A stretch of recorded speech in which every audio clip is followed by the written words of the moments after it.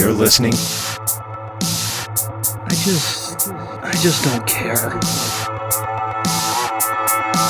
Look, if you're 300 pounds, then you are a monster, and I don't want you to talk. Welcome back to This Is a Work. My name is David Hensley. I'm the owner and creative director of Long Walk Productions, and I am here tonight to introduce your host, David Two Doggz Hayes. Thank you very much, David Hensley. You sound good tonight. You got a little more bass in your voice. That had a little... You excited tonight? No, it's my sinuses. Oh, great. Yeah.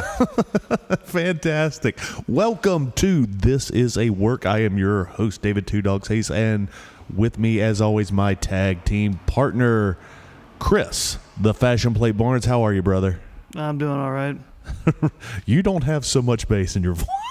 You're not as happy as Hensley is. Well, I guess the worse you feel, the better your voice sounds. There you go. There you go. Well, guys, we watched AEW Revolution.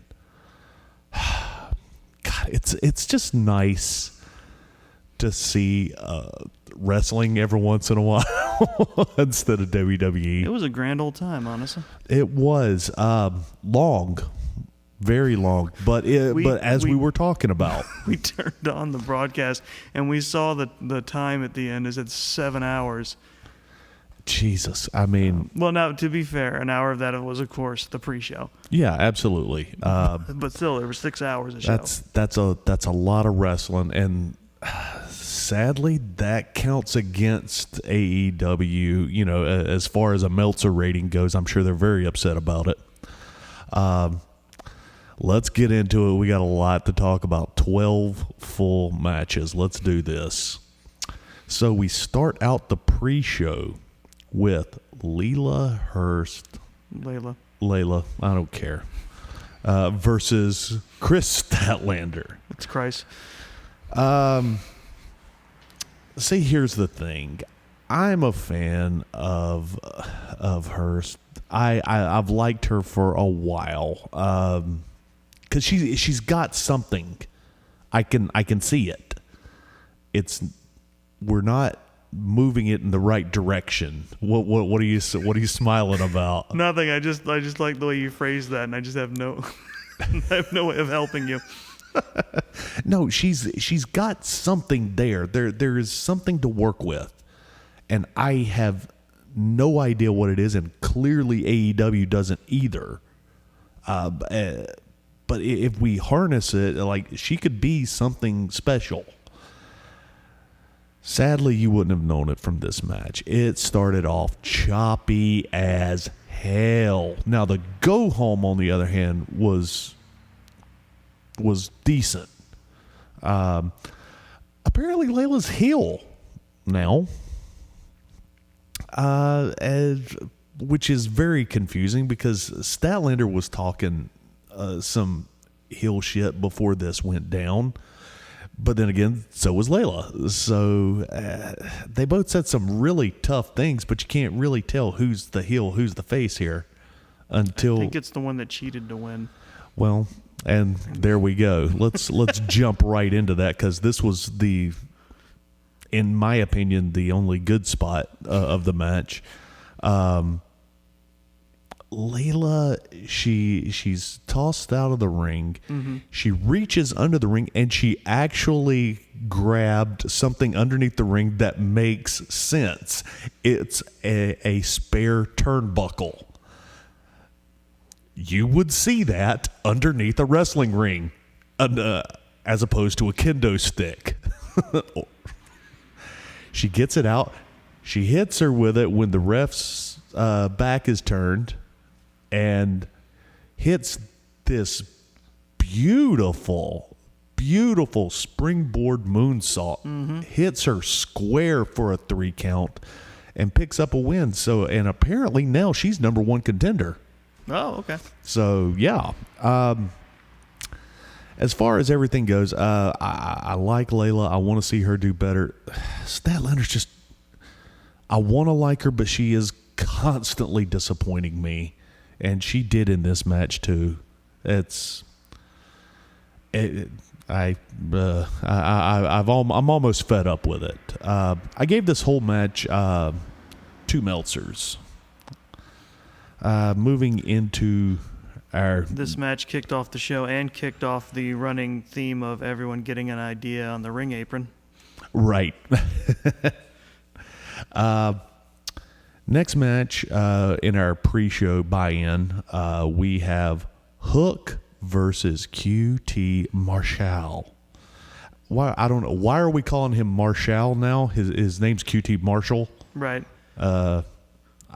Whatever. Well, it's just the classic thing of no, you pronounce my name this way. Yeah. No. And if you're not doing it right, you're terrible. It's an easy way to get fans to be because you have this air of pomposity about it. Yeah. This basically was a squash match. I think the only reason this is on the card is just so the fans can see Hook, right? Because that kid is over. Yeah. My God, he is over, and with good reason. He looks great in the ring. If I had any critique at all, he seems to be getting bigger. I need him to gain about 30 more pounds of muscle. I need him to get up to at least 210. I will pass that along. Yes, please do. So anyway, I mean, there's not a lot to talk about with this match. It was basically a squash match. Marshall loses to the Red Rum. I gave it a 3. Okay. It was fun. I'm glad to see Hook. Moving into our next buy-in match. That's right. There were 3 matches on the pre-show. Now, and this one, wow. I wouldn't have thought that this would have gone into, a buy-in match. I would have thought this would be on the main card. But we have the House of Black versus Death Triangle with a new added member in Eric Redbeard. You would have known him as Eric Rowan from WWE. And, oh, my God. The Basham Brothers. There, I almost forgot. No, not Basham Brothers. No, not the Bashams. Bludgeon Brothers. Have we ever seen both of them in the same place, really? No, but there's an obvious difference. Like what? The Bashams are almost completely bald and like half a foot shorter. Well, we have Rogaine now. I mean, and from what I understand, it's extra strong. I'm going to unplug your mic. This was a hell of a match. Because in the House of Black, we have the newly added member, one of my favorites, Buddy Matthews. Oh, my God. So we have Buddy Matthews, Malachi Black, and Brody King versus Penta. Oh, what are they calling him now? I'm going to mess it up. I don't know, so I can't help you, sorry. Whatever. You guys know who I'm talking about. El Curoso, whatever. Brody King and Eric Redbeard. No. Penta, Eric Redbeard, and Brody King. No, he's in House of Black. You're right. I'm sorry. You're thinking of Pac, right? I'm thinking of Pac. Sorry. It's been a long day at work. What do you want from me? Leave me alone. I want you to host this podcast. I'm not gonna. Guys, this was a hell of a match. This was hard-hitting. Hard-hitting. It was High-flying. the right amount of speed, agility, and just straight-up brute force. It ranged all over. The go-home on this, Brody King gets the win. Strangely enough, I would have thought that Malachi would have got the pinfall on this one, but I don't think Malachi needs it. Probably not. But I think it just helps to showcase Brody a bit more. Right, but he gets Brody King hits the inverted power driver on Eric Redbeard, who is just a mass of a human being. Just a great match. like I said, my only complaint about this is that it's too low on the card. This should have been. I don't think I would have had it first match, but I definitely would have had it, somewhere in the middle. Mm-hmm. Maybe replacing the women's title match, because boy, was that a train wreck. We'll get to that in a minute. Good Lord. I loved this match. I gave it a 4. Yeah. Actually, moving into the actual pay-per-view, an hour later, we have Eddie Kingston versus Chris Jericho starting things out.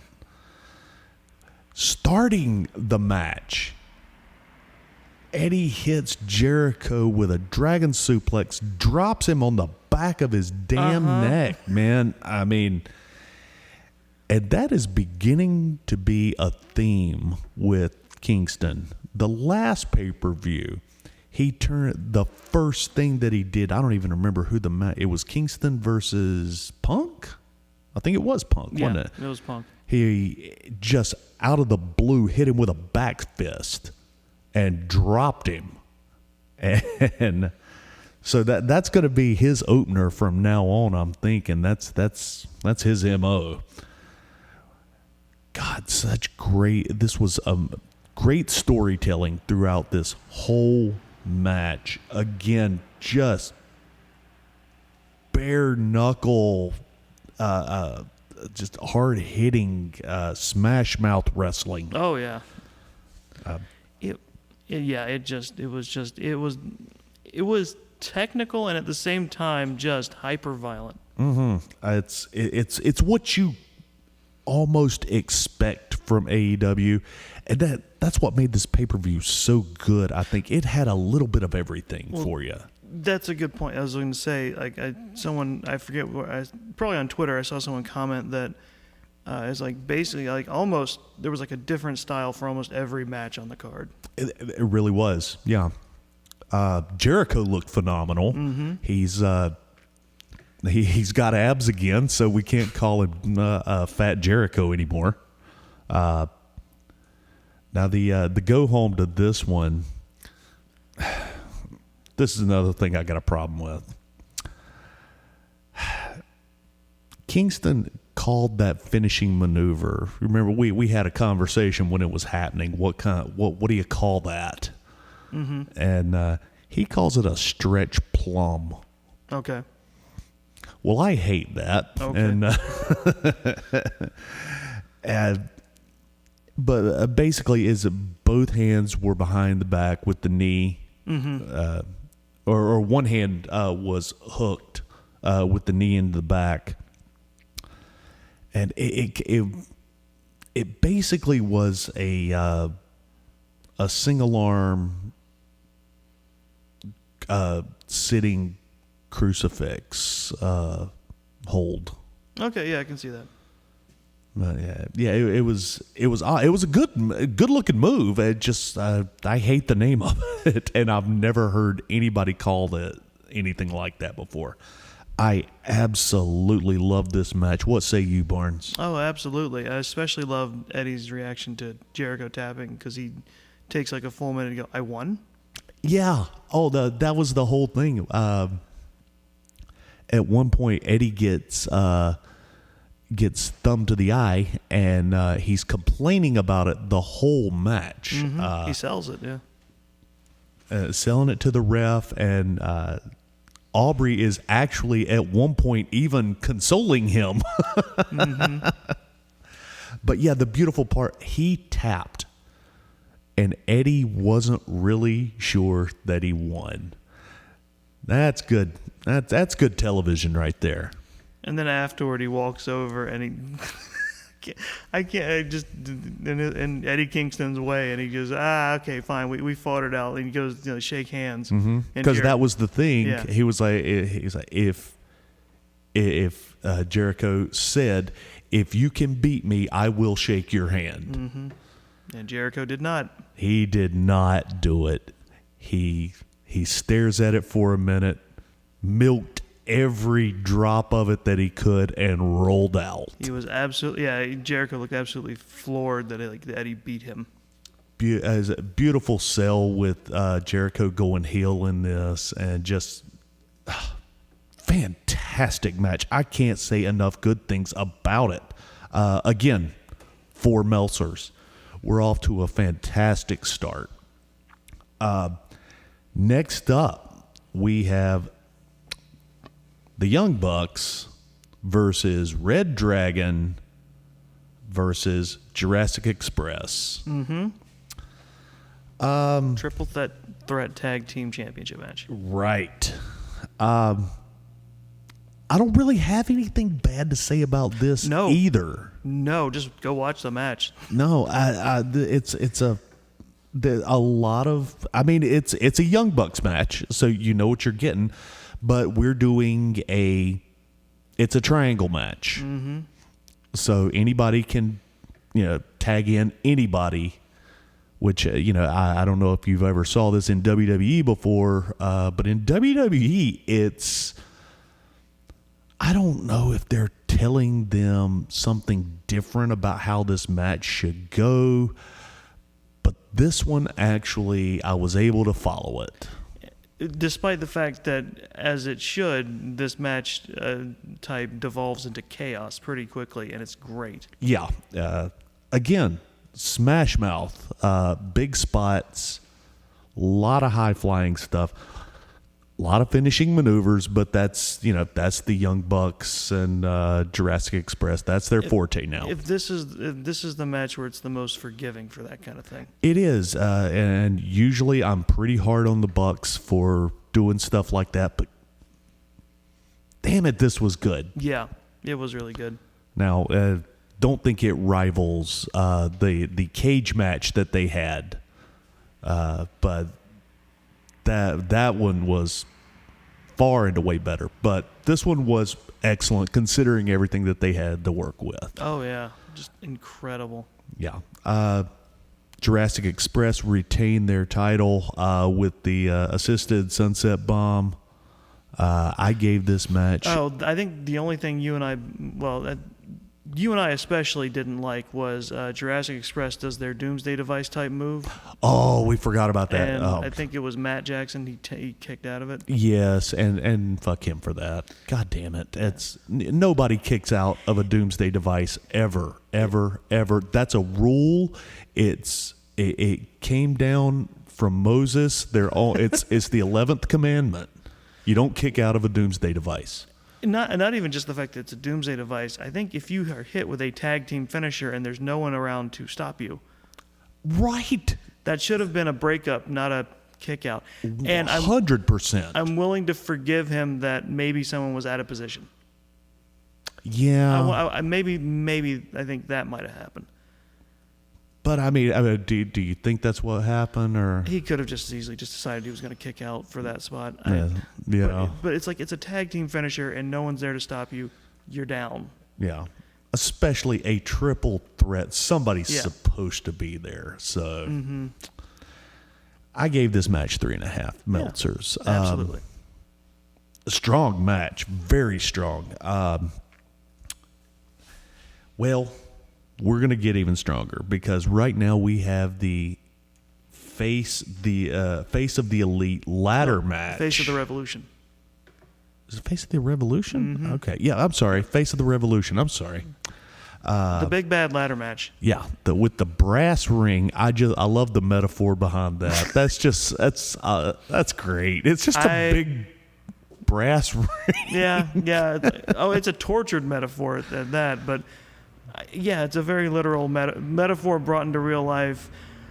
It's never not going to look like a ring from Sonic the Hedgehog to me. No, yeah, you're right. Pretty much, yeah.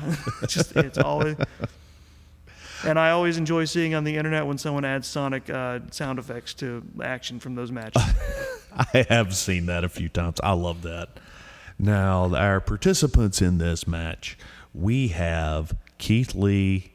We have David Hensley's favorite, Orange Cassidy, Christian Cage, Powerhouse Hobbs, and Wardlow. Leave that man alone. I don't have anything bad to say about Powerhouse Hobbs. Okay. Keep going. I think you know what I meant. Well, I don't have anything bad to say about Wardlow either. So, there. Except later. I'll tell you what, man. Oh my God! And I forgot about Absolute Ricky Starks.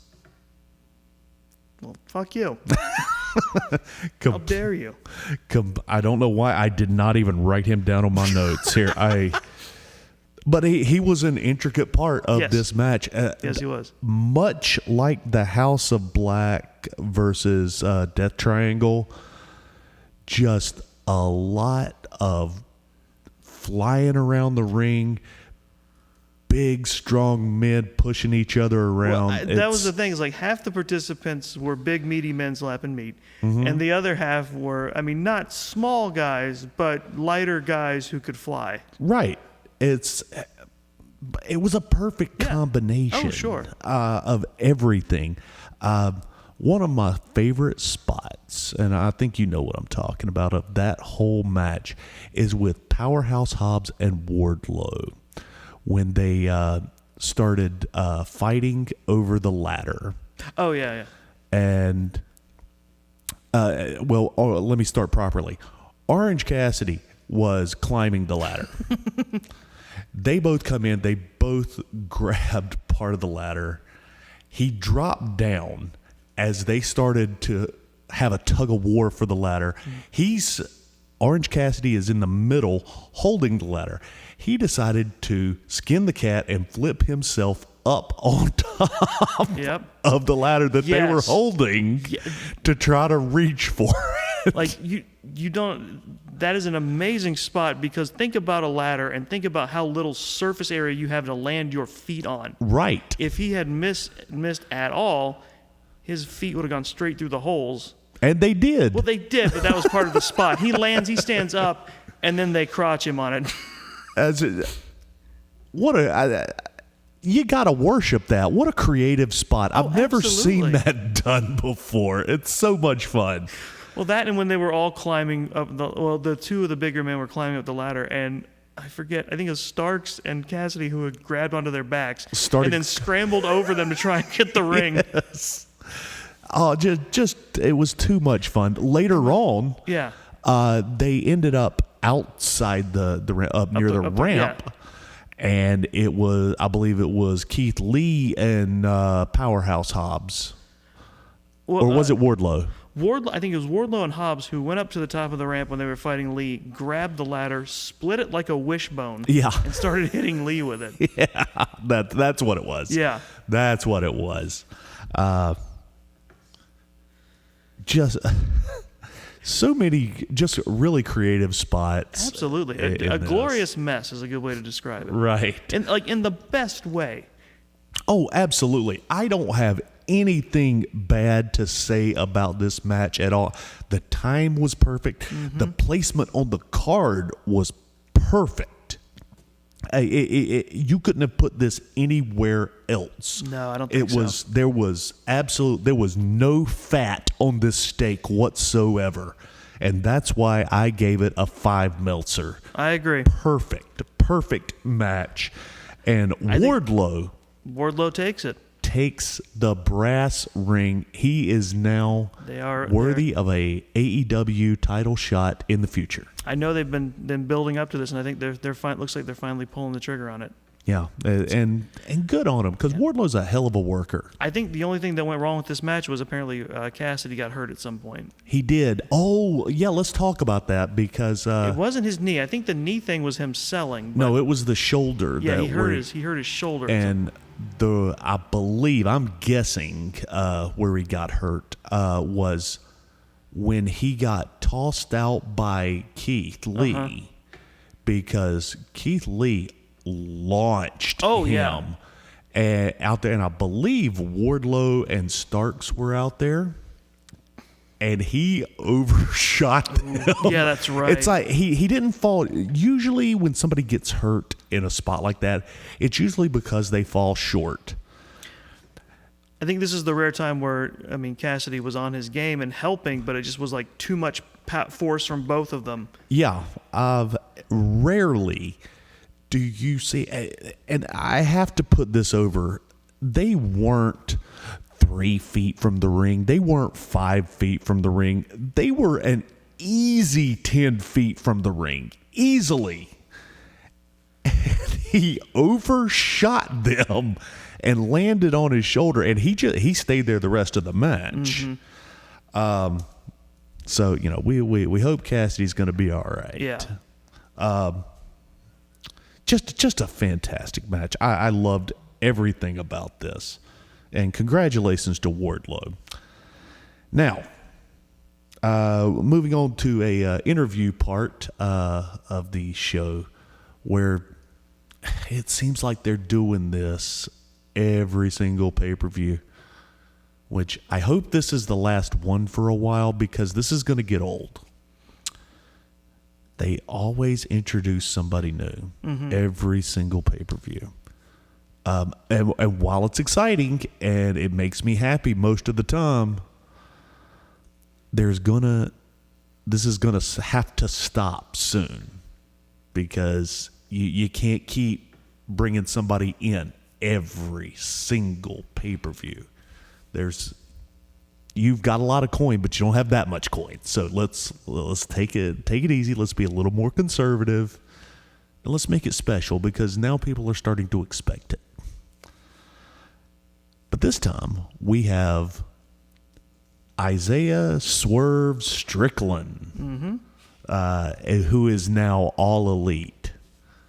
Very happy to see Mr. Swerve back in back wrestling again. It's the thing about it is we've got all NXT guys now. Yep. Minus a few key people, it's all the black and gold is under AEW now. Yeah. So I saw someone made a joke after the Ring of Honor acquisition. Is like AEW has two farm feds, ROH and NXT. Yeah.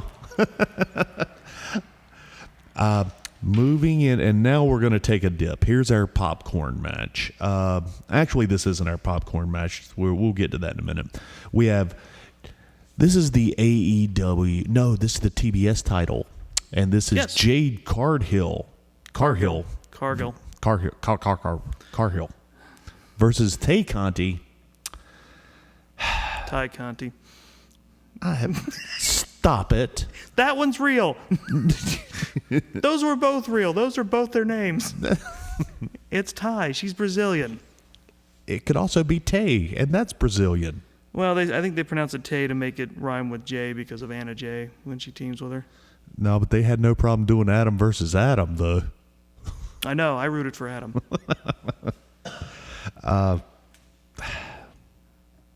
Anyway. That's mostly because I'm not an Adam guy.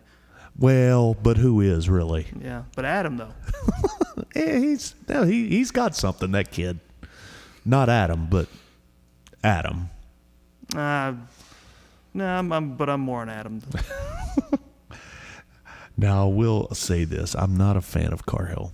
I haven't been for a while. She's being trained by Daniel Bryan. Mm-hmm. I'm sorry, Bryan Danielson. I'm never going to get used to that. I don't care how many years he's in the Fed. I'm never going to get used to that.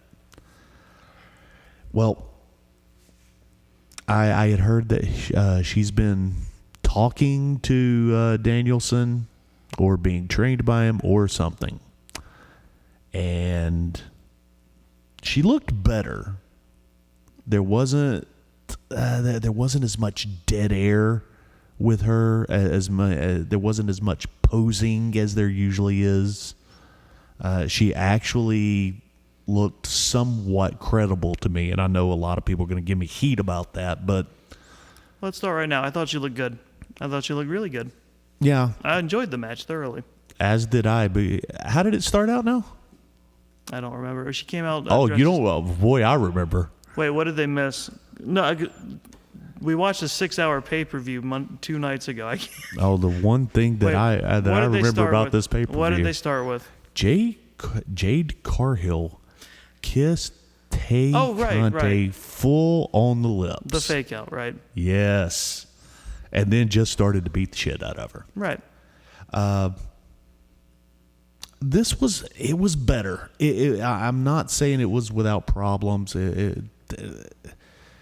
Conti is, look, I know that everybody likes her and she's really cute and everything, and she's a judo specialist or something. It does not translate into her ring work. That's weird because she was the one getting thrown around a lot. Yeah, it does not look good when I hate her punches. I hate her chops. The kicks, they're getting better, but it doesn't look good. There's no. I want to be nice, but I can't. If she's gonna be this over, she at least needs to be somewhat credible. Well, anyway, I know you don't agree with me. That's slightly unfair because this is also pro wrestling, where if you're charismatic enough, you're in ring work. You sort of get a pass on some things. Yeah, you get a pass because you can mask it. Hogan did it for years, but she is not Hulk Hogan. No, she's not. I just think sometimes that I'm not saying all the time, and I'm not saying it's you. I just think sometimes it gets more leeway with guys than women.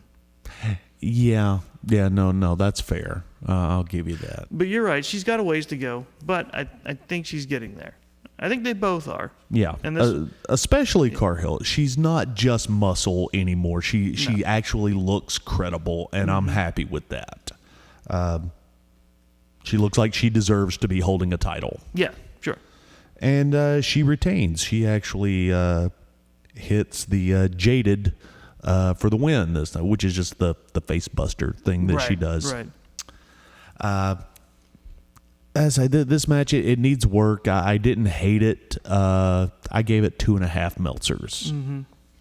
So moving on, we have MJF versus CM Punk in a dog collar match. And if I could sum up this match as succinctly as possible, I think it's, oh shit! Yeah, oh my God. Match of the night as far as I'm concerned. I have to, well, I barely. I think the world title match is right. You think so? I think so. I enjoyed, well, okay. I enjoyed them both immensely for different reasons. This is something I want you and me to start doing for This Is a Work. Okay. I want us to start making our match of the night. Okay. And we're going to compare. We'll just keep track of them. And at the end of the year, let's see if we can take it down to the top 3 matches of the year and see if we can go with that. So, yeah, so in my opinion, this was match of the night. I'll give it to this one because it was definitely the heart. It had the heart, the biggest story to it. Oh boy, did it! It was the heart of the show. Oh yeah, absolutely. My God, what a match! First of all, dog collar matches either go one way or another. Either they stink up the joint or they just light the house on fire. I think it feels like some people just aren't willing to commit enough to the idea of what the match is. Mm-hmm. And they don't go far enough. And boy, did this one just tear the roof off the place. Some people are not going to like this match because it's excessively violent, extremely bloody. Yes. Punk got the crimson mask going. Stop. You've already sold me. No, it was so good.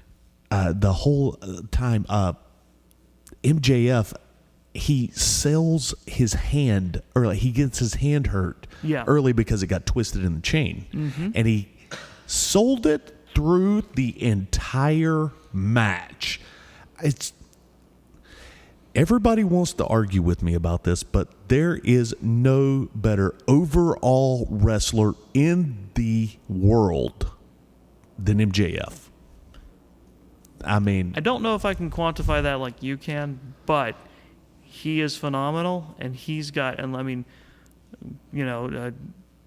God willing, he's got decades to go in this business. oh my God, he's 25. Yeah. I mean, he hasn't even hit his mature level yet. Right. It's there's I don't even want to really talk about this match. I want everybody to go and watch it. Go watch. I mean, just go and enjoy this match, because this is pro wrestling at its finest. It reminds me of the territory days.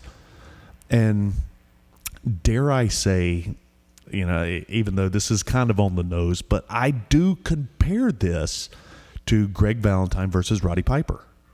Okay. In their dog collar match, which was just a horrible, bloody, violent thing that happened back in the 80s and scared children and made mothers turn it off and wouldn't let their kids watch wrestling anymore. Well, I know the moment that everyone truly got squeamish in our viewing party was when the bag came out from under the ring. Oh, yes, because... okay. Now, I'm getting nitpicky because I did love this match. Yeah. I do think it's the best one on the card. Yeah. We didn't need it. Okay. I think we were fine with just you had them. You had the audience in the palm of your hand. You didn't need to go with thumbtacks. Damn it. I try to stay away from Jim Cornette sayings, but shit, I'm going to have to. It's putting a hat on a hat. You did not need to do that. It was perfect the way it was. Now, granted, they sold the shit out of it, and it was beautiful. But still, some things are unnecessary, like having 12 matches in one night. That's unnecessary. And thumbtacks in a dog collar match, it's unnecessary. Notwithstanding, I loved everything about this. Now, the go home. He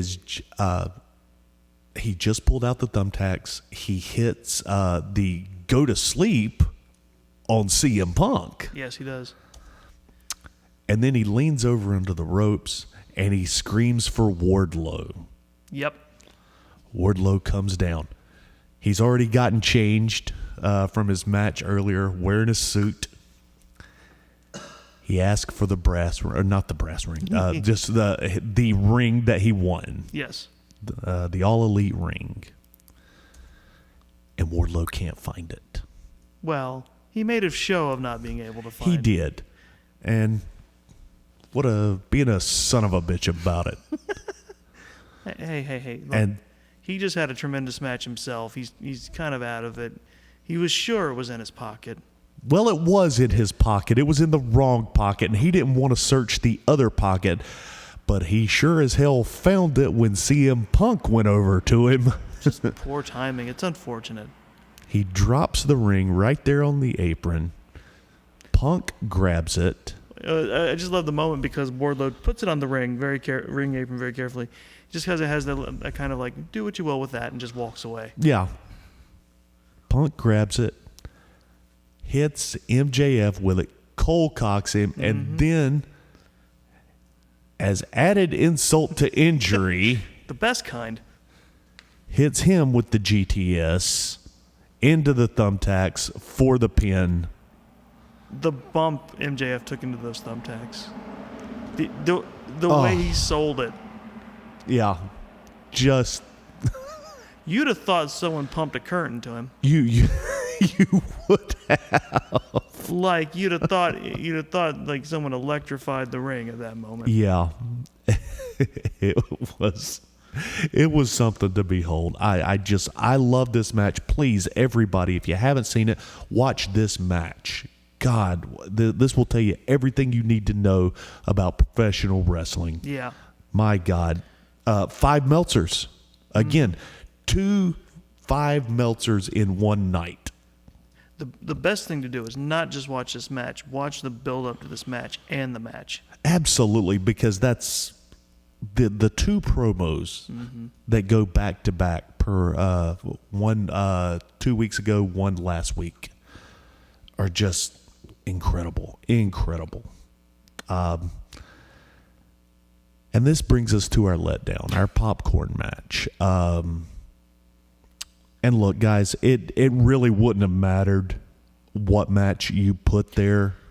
I mean, following a match like that is never going to be easy. Right. I mean, I almost liken it to Undertaker versus Mankind, Hell in a Cell the first time. Yeah. And then Austin and Kane had to follow that. Right. And we can't follow that.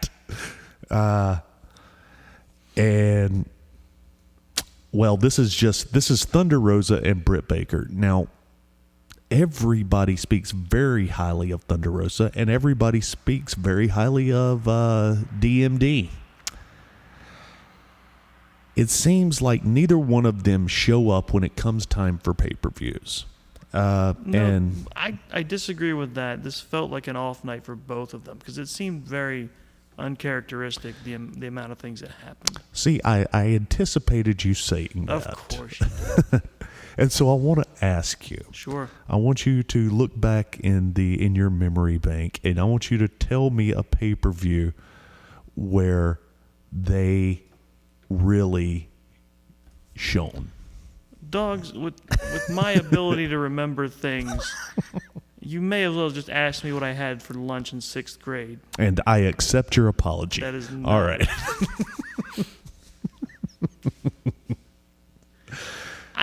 You may as well have asked me what the third move in the Punk MJF match was. It was a punch. Liar. No, it's garbage. I can't say anything good about it. It wasn't great. Yeah. It's the go home on this because the whole match was just spotty, and Yeah. they were missing spots. They were missing each other. It was crap. It was just crap. They can't show up to pay-per-views. I don't know what their problem is, but they never show up. Anytime somebody comes to me and says, "Hey, they're getting better. The women's division's coming up, man." I was like, "Okay. Well, let's take a look. Even I've said it. I've said, "Hey, the women's division's getting better in AEW. Look at this, huh? Look at these Dynamite shows. They're coming up, man. Did you see that?" I don't think it's true that they never show up. I don't know what happened here. Yeah.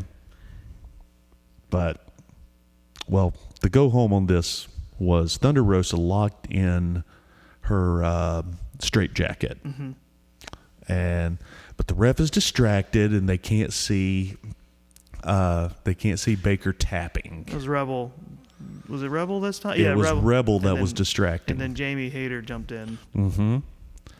So Rosa rolls out of the ring, goes after them.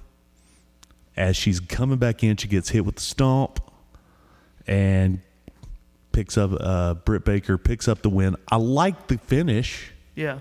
I think that was after the curb stomp onto the title, wasn't it? It was, Yeah. Oh, that's right. They threw the title into the ring, and she got the curb stomp. Which I hate to say it, but the best part of that match was them showing off the new title, which I really like. The new title is a good looking belt. Mm-hmm. It's not as flowery. Not that the other one was flowery. No, I'm not trying to say that, but it was a little more. No, the other one was a throwback to the classic, very classic wrestling titles, right? Because of how small and how circular it was. Mm-hmm. And I was like, I see the history. I don't like that design. Right. But I think we both agree that this is a better looking title. It's a step in the right direction. I still think, I hate to nitpick, I still think both of their titles, the women's and the men's world championship, are slightly too vertical. Really? Like if you just squashed them down a little bit, not even a lot. That's just me. But Right. that's just me. That is just what I think. It's like they are both good titles. Now, as far as the AEW title goes, I think it's perfect because it reminds me of the old Vern Gagne. What was the AWA? Yeah, but that one looks totally different. It just has it reminds me of it. I'm not saying it's an exact replica, but it reminds me of it. Just the shape of it and the gold in it. It kind of has that feel to it. You don't Fine, agree? I'll let you have this. It's clearly very important to you. Anyway, I gave this match a 1 Meltzer. There was a couple people that watched it with us that said that I was way too generous with this match.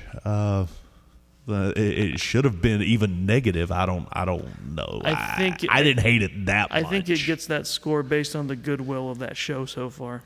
Yeah, I mean, you're never going to follow MJF and Punk, period. It's just not going to happen. Plus, if you put that steaming pile after it. I mean, you have to think about, in terms of like match placement and where things go, it's like the point of every consecutive match isn't to try and outdo the previous one, but it is to try and maintain the level. A staircase level, just a slight step up. It's like, and you have the goodwill of like, that was incredible. Mm-hmm. I know I can't expect everything to be like that. You give them some leeway, but even with the leeway you gave, it's just like it's not enough for this match. No. They didn't meet expectations. No, not at all. Not at all. Now, I said this that night too.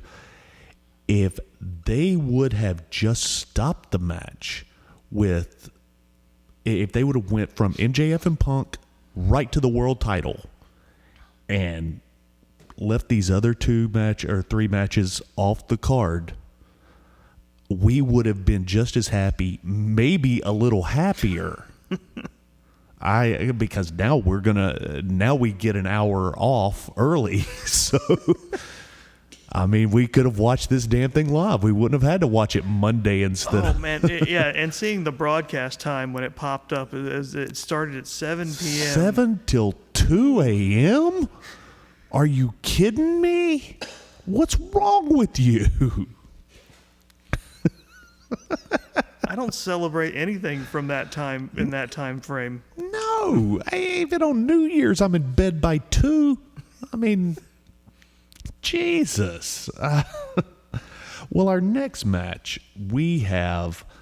This is going to redeem it. We have Bryan Danielson versus Jon Moxley. Oh my goodness, this match. Another hard-hitting smash mouth match. Just ferocious. Danielson gets to pull out some of the stuff that he never got to do in WWE. Well, the stuff they probably wouldn't let him do. Right. And I got to say this again. Yeah. They could have done this. They could have done this in WWE, and they didn't. Mm-hmm. You had the players. You had the reason. You don't tell me you don't have the damn money. You could have put this together, and it would have been amazing. Despite whatever writing they put around it, because let's face it, whatever the idea they would have had for this to happen would have been shit. Do you know that? Think about it for a second. Do you know what writing was put into this? I think we should form a tag team. I don't want to form a tag team. It was like, well, I think we should. I'm not going to form a tag team with anybody that I haven't bled with. That was the whole point of this match. One promo. Yep. One promo. That's it. How hard was that? But no, we got to... Hey, you dipped your chocolate in my peanut butter. Well, you You dipped your peanut butter in my chocolate. And all this garbage that you would get from WWE. Good Lord. This match, again, a lot of stuff on the apron. A lot of apron spots. Just some really, really strong wrestling. You know, Mox is more of your brawler. And I believe when we were watching it, I said, I don't know if I said it to you, but I said, this is like the fight from They Live. It really is, yeah. It is just an extended ass kicking on both sides, and the camera never looks away for a second. Not a bit. And this is another one that you really need to just watch for yourself. It is like you said, the build-up is simple, and the match is simple in its brutality. Mm-hmm. Now, I should say single-minded in its brutality. Yeah. The go-home on this one is Brian hit... Brian. I'm never going to get You got that it right. out. Brian, his name, Brian. You can technically be right by just saying Brian every time. You're because right. That's his first name. He gets him in a triangle hold. Yep. Moxley rolls back into it and gets that choke pin. Yep. He gets the hills. He has enough leverage to hold him down for 3. Yeah, for a 3 count. They both get up. They're arguing with each other. They start fighting again. And they call out the rest from the back. Yeah, but that doesn't get it done. We need someone to stop this. Who's going to stop it? So from the back comes the side ramp. The side ramp. You're right, because he didn't even come down the. Nope. He came out from the Just coming out from the side. William fucking Regal. And that is the point when the living room exploded. Now, guys, we watched this a little late.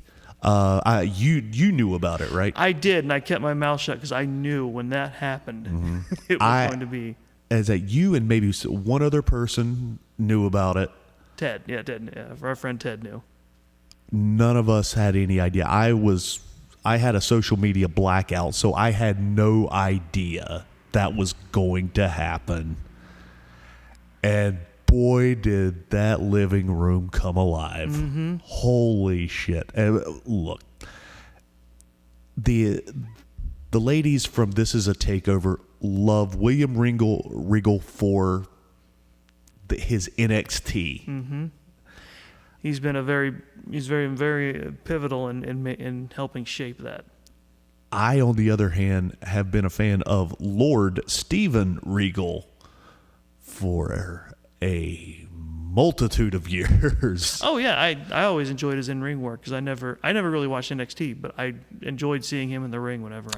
See, my favorite was him and the Blue Bloods in WCW. I loved that tag team. It was beautiful. I've always been a fan of the constant heel, and that is Regal. Even if he's face, I'm still it's ingrained in me. I can't stop loving this man. And he is one of the best face actors / reaction people I've ever seen in anything. Without question. He comes out and the first thing he does is he goes up to Moxley and I don't know, did he chop him or just slap him? He slapped the piss out of him. He slapped him with some pepper on it. He's yelling at him and he's just like, basically telling him, what in the bloody hell is wrong with you? Smack. Just straight up. One of the only people I could buy just walking up to Moxley and slapping him and seeing nothing come of it. Yeah. And then turns around, goes over to Danielson. That's right, because he dresses down Moxley, and you see Danielson just behind him, just kind of smiling and laughing a little bit. And then he turns, and I knew the moment was coming. And you. Yeah, it was just like, and he turns, and Danielson's like, And then he gave him some chin music. Yep. And I believe I saw someone on Twitter took the time to say, he said, he basically told him like to team up and we'll sort this place out together. Yeah, the two of you shake hands and made them shake hands. and walked them out of the ring and sent them to bed without supper. William Regal, over his time, especially through WWE and NXT, has perfected an aura of, he's got the swagger of a retired English gangster. He does. He really does. I could easily see him in like a British crime drama, like crime movie, just walking into the room and he just like yelling everyone over. Yeah. Just like I could not be happier with this get. I don't need any. You can bring Bray Wyatt in now if you want to. Sure. To me, doesn't matter anymore. We've got Regal. We've got a good, solid manager or GM or I don't care. he's officially listed as a coach, so he's going to be backstage doing what he does best now. I mean, hey, think about this for a second. Now you've got Regal. Yep. You've got Blanchard. You've got Anderson. What else do you want as far as history, as far as management, as knowledge? It is a wealth of wrestling knowledge and expertise that you can only dream of having in one place. And if they would just listen, oh my God, the potential could just, I mean, there'd be no stopping this thing. Oh, I could talk about that for another 45 minutes, but we're going to move on because we're going to try to keep this thing, and we're going to try to get this under an hour and a half if we can. We're going to. We're going to make it. We got plenty of time. Again, just like before, we're speeding through this because it was great, and all we can say is it was great. Go watch it. Yeah, really. Plus, after a couple of days, we kind of forget some of the major spots. Right out the head. I gave this match, again, 4 Meltzers. Yeah. I mean, what are you going to do? I've had there have been 4 Meltzer spots, 2 5s, and a 1, and a 2.5. I mean, just a sign of how good this pay-per-view was. Yeah, major peaks, minor valleys. Yes. Now, speaking of valleys, we have the Hardy Family Office versus Darby Allin, Sting, and Sammy Guevara. Yes. I don't want to say that this match was bad because it wasn't. But so much has happened. This was like when I was powering through the Lord of the Rings movies a couple of months ago. Right? Yeah. No, I get exactly what you're saying. Yeah, a lot of great stuff has happened, but so much of great stuff has happened. Yeah, and we're getting tired. We're starting to feel it now. Yeah, fatigue did set in around this point, but a lot and so much happened during this match. We ended up having the Butcher and the Blade came out for fuck all reason. Sting killed a guy. He did. The Butcher and the Blade came out and decided they're gonna say, "Hey, we ran out of Lincoln logs, so we're gonna take these tables and we're gonna build a house. We're gonna build this high tower, and nothing better happened to it." Yeah. Well, Sting ended up. Sting. Early 62. 62 years old, Sting. And he hit it square. I mean, you rarely see people jump from that height onto that many tables and hit it perfectly. Again, a fantastic nod to his professionalism that he clearly did his homework in how he was going to do that. Yeah. Just the fact that he decided, he gave the okay, yeah, I'll do this, is because if I was 62, I can't guarantee that I'm going to hit it like that. But he did, damn. I mean, he did. He hit it so perfectly. He crashed. Well, once I saw him crash through the first table, I was actually relieved because I knew he's going to hit these other 2 fine, and it's beautiful from here. And wow, it's like he knew what was going on. Now, Sammy Guevara and oh God, who was it? Well, there was Isaiah. Was it Isaiah? Oh, it was Isaiah. Yeah. Okay. They climbed to the top of, what was that? What was it they climbed to the top of? I don't remember. They climbed to the top of something. Yeah. And again, the Butcher and Blade said, well, Sting, he fucked up my table house, so we'll build another one. And so they put two of them down, just two tables, didn't stack them, just two of them there. And he does the Spanish fly off the top of whatever the hell that thing was. Yeah. Again, not perfect. He missed the first table completely. Oh, God. Caught the That's second right. one, good enough. And they laid there for a minute. Just so many amazing spots. And I wanted to care more, but like I said, we were tired at this point. Yeah, we're going to talk about it. I see it in your eyes. We're going to. Do you want to say it? Oh, do you want to talk about the go home? Oh no. The coffin drop. Oh. The Darby Allin, he hits Hardy with the Scorpion Death Drop. Yeah. And then. Well, I don't know if Matt didn't realize he was out of position or what, or if Darby chose just like the wrong turnbuckle. But he goes up and he does the coffin drop, and basically, like the top half of his head hits Hardy, and that's it. Which is, to be fair, Yeah.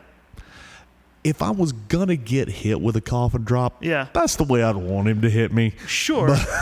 And also, it doesn't faze me in the slightest, because considering how Darby Allin flings his body around, this makes sense that he would still try and do it. Yeah.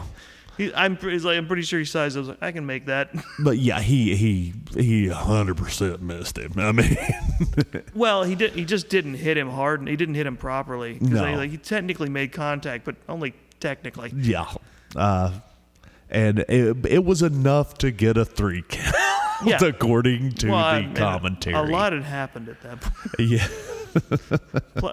By which I mean the previous show, the rest of the show. Yeah. Now, if you had just watched this match, I probably would have given this a higher rating. Mm-hmm. But we've seen so much. It's true. Darby and Sting and Sammy, thank you. Go over. I gave it 3 Meltzers. That's fair. I think that's fair, and I think that's a good solid score for a bout. It is, and that doesn't mean that I think this was a bad match by any. On a different, smaller card, this would have been probably higher. But Easily. And if this would have been a match in WWE, I probably would have been close to giving it a 5. Yeah. Which brings us to the main event. Adam Cole versus Adam Page for the AEW title. I was cheering for Adam. As was I. Again, I would have loved to have, on any other night, I would have given this match a 5. But we've seen so much. We've gone through so much. It's late at night. And, I mean, look, we started this thing at like 6:15, something like that. Around that about, yeah. And we fast-forwarded through the vignettes. Yeah, we were able to... Yeah, we ended the show around 10-something, on 10:30. Yeah. Still, we're done at 10:30. With fast forwarding, we cut a 7-hour show down to 4 hours, but that's a lot. Oh my God! I mean, that's just. But I guess I mean I know you're not saying it's a bad match, but I think it was a really great match. It was a fantastic match. It just like I said, like it had a totally different vibe than the other stuff, and I think that it's hard to judge it against the other stuff for that reason. No, I absolutely agree with what you're saying. The go home for this is, it was a snafu. You know, we have Paragon coming down to the ring, and then followed by the Dark Order to help the situation. Mm-hmm. And snafu with all of that, we come out. Paige hits the buckshot lariat for the win. Yep. After all of these false finishes. Incredible match. It's another one. It was so good. Just Yeah. go watch it. Just, I recommend take 2 days. Oh yeah, pace yourself. And watch the first half of this thing. Watch the first 6 matches. Call it a night. Then watch the last 6 matches. And just enjoy yourself. Sure. And it just goes to show you, if you look down this card, most of these guys were in WWE. And this goes back to me wanting to bitch again. You could have had all of this. You could have done this. Or at least a reasonable variation thereof. And you failed. You had this for years and couldn't do it. It's almost as though if you book without your head up your ass. Yeah. If you let go of, like, I don't know, preconceptions about what you think a wrestler should be or look like. Yeah. And just let people work together and try out. Some things will miss, but some things when they hit will hit. Yes. And this pay-per-view hit hard. Overall, I gave this entire pay-per-view a 4, Meltzer. Just a fan. I would have given it a 5, but it was too damn long. Yeah, length gets to be an issue. Look, I mean, there are adults here that have to work in the morning. I know that for the most part, wrestling is for the kids, whatever thing. Look, people got to get up I would early. not have shown this to children. No, but look, when I was 13, hell yeah. I was watching Well, that's not a child. Japanese death matches. So Well, that's not a child. That's a teenager. That's a whole other horrible beast. that's true. That's true. Yeah. But no, I mean, you're right, because 13 is when I found wrestling. Yeah. It's the magic age where this pretty much hooks you for life. Yeah. And it's a beautiful thing. Yeah. What do you think? Now, you've got a wide range here. Yeah. Best dressed, what do you got? It's really hard. It's like because Jade Cargill brought it dressing as Jade from Mortal Kombat. She looked good. She looked really good. And again, I'm trying to remember stuff from 2 nights ago, and a lot of it. But I like the theming of the House of Black. Yeah, they've got that together.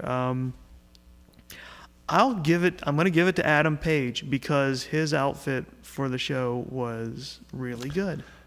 Yeah, it was. There was a very interesting incorporation of color into his stuff, and I honestly I loved the I guess they were sequined or something, the cactus on the cacti on the side of his tights. Yeah, and myself and Shelby Death Ray Patterson took a lot of delight in making fun of him for it, but we did like it. We started calling him the Rhinestone Cowboy. I mean, he kind of looked like a piñata. It was great.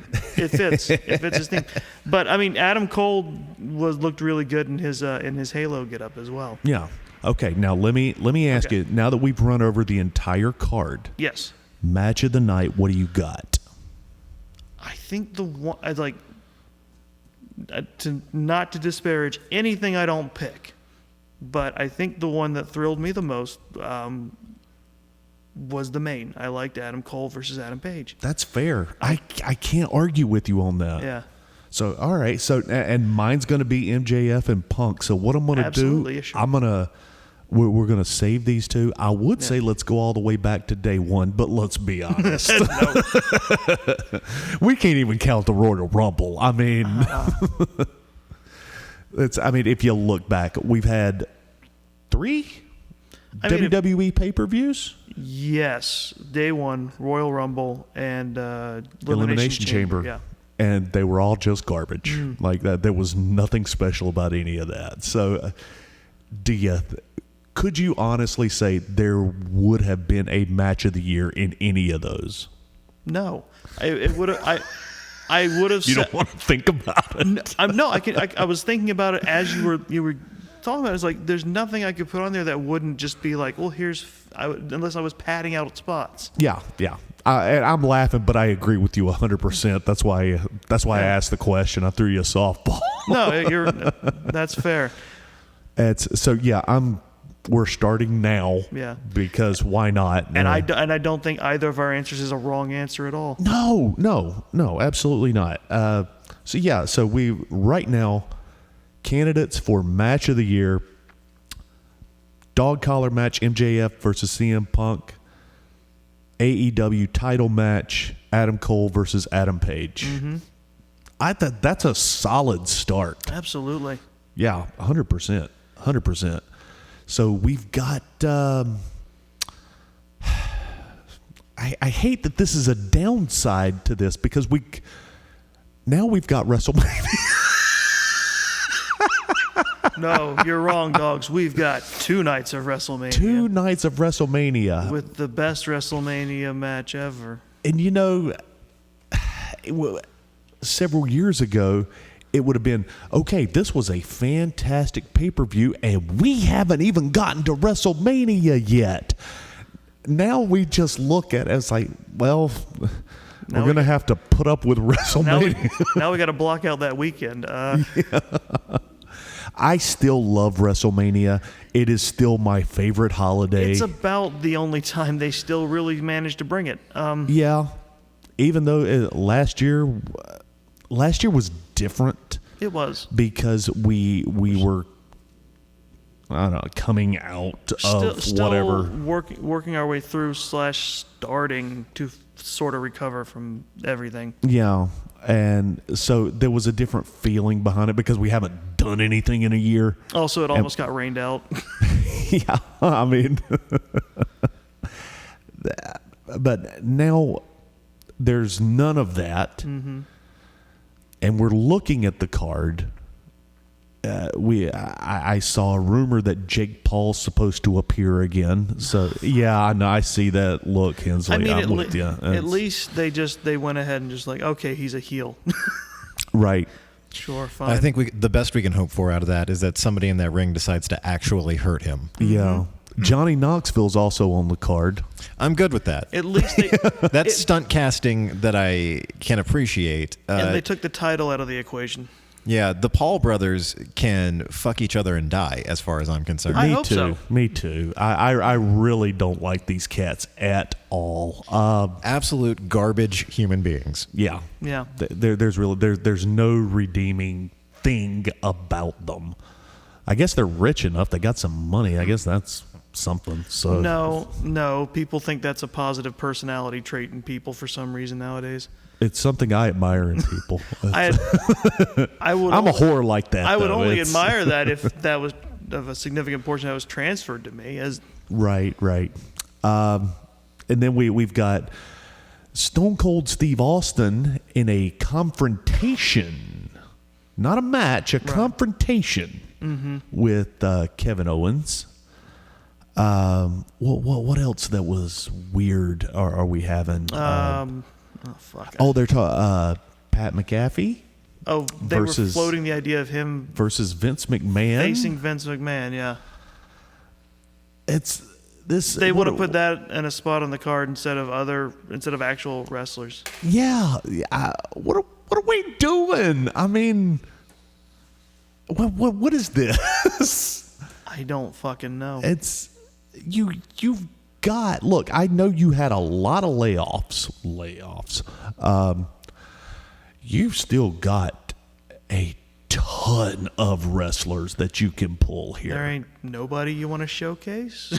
Nobody. Oh, and we are still going to have the title unification match, which we just found out, even though the title is going to be unified, we're still going to have another title after it's all said and done. There's still going to be 2 world titles.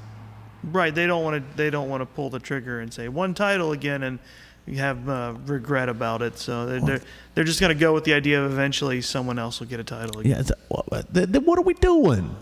Fucking around. That's my That's my biggest problem. They're just sitting around jerking off. Yeah. They don't know what they're doing because, I mean, by all reports, they still rewrite shit the day of the show, if not hours beforehand. And look, and everybody says that, but you know what?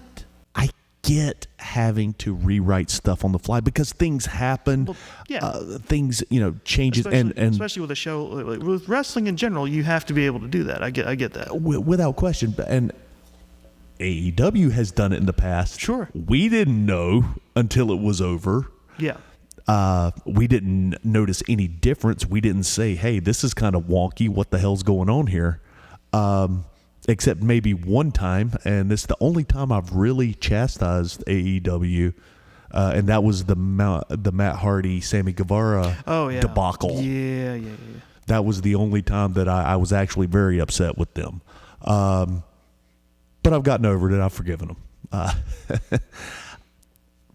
I don't know, man. They're capable of this. And a lot of people say, well, long-term booking. It's not. You don't even, I like long-term booking. I love that long-term booking. The only person who's getting it right now is Roman. Right. Well, but in AEW, how much long-term booking are we really doing there? It's not, it's good booking. It's not really what I would call long-term. I think the point I was trying to make about rewriting on the fly is it doesn't feel like they're even laying they don't even seem to have like an outline in place until very close to when they're running the show. If nothing, yeah, it's like you would at least hope that they would be going into shows with like a framework. So it's like, oh, if this doesn't work, we'll do this. Yeah. Or something happens here, we'll do this. But it just seems like they're just tossing out the baby in the bathwater repeatedly. Yeah, and it's happening so often that, well, people are expecting it now and don't even really care anymore. Yeah. And that's where we're at in the world of WWE. I don't know. You got anything else? No, I think that's enough.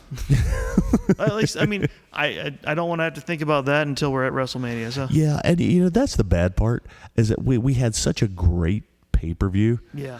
But we still had to take 15 minutes out to bury WWE because when we think about it, I just get angry.